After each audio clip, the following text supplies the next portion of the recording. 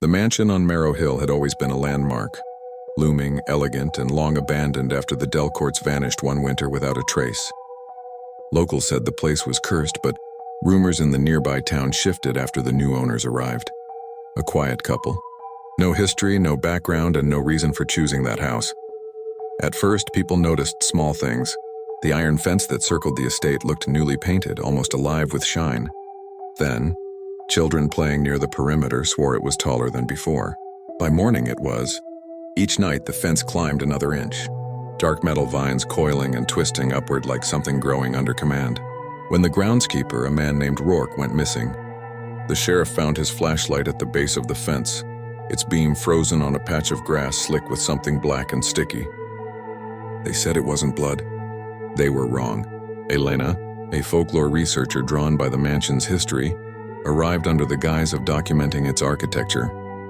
But the closer she got, the more the air itself seemed to bend, sound warping, whispers crawling from between the fence slats.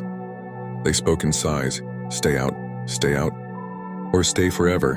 One night, Elena watched from her rented room across the hill.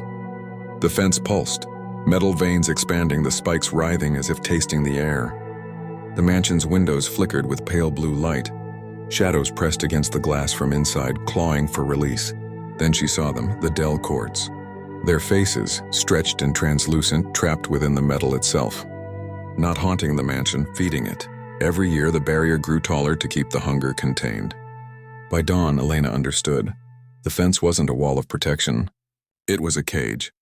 And the new owners weren't keeping something out. They were caretakers, bound by blood to ensure what lived in that house never crossed the boundary again. But the fence didn't stop growing. On the seventh night, it reached the clouds. The whispers stopped. The mansion doors opened on their own.